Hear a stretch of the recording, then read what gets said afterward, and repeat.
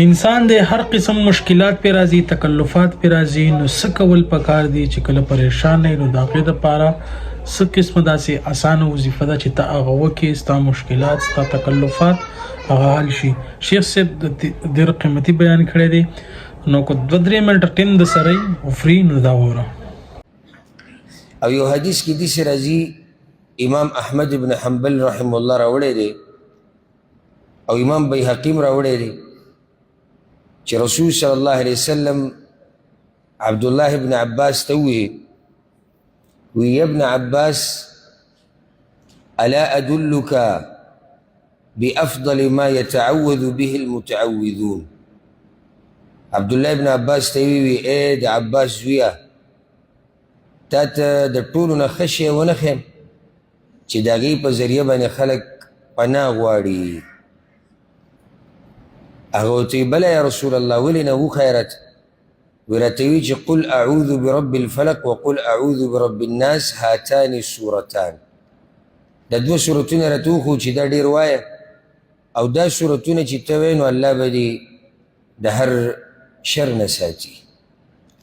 او حدیث کې داسې هم راځي، امام بخاري رحمه الله راوړی دی، عایشه رضی الله عنها وی کان اذا اشتکا، کله چې به رسول صلی وسلم بیمار شو، يقرأ على نفسه بالمعوذات وينفث، فلما اشتد وجعه كنت أقرأ عليه وأمسح بيده رجاء بركتها. رسول صلی الله علیه وسلم به دا 2 سورتونه په ځان لوستل او چوف کول به کله چې به بیمار شو. نو کله چې ډیر بیمار شو نو ما به پې وي او لاس به مې د هغه په بدن راښکودو، ځکه چې د هغه په لاس کې برکت ډېر.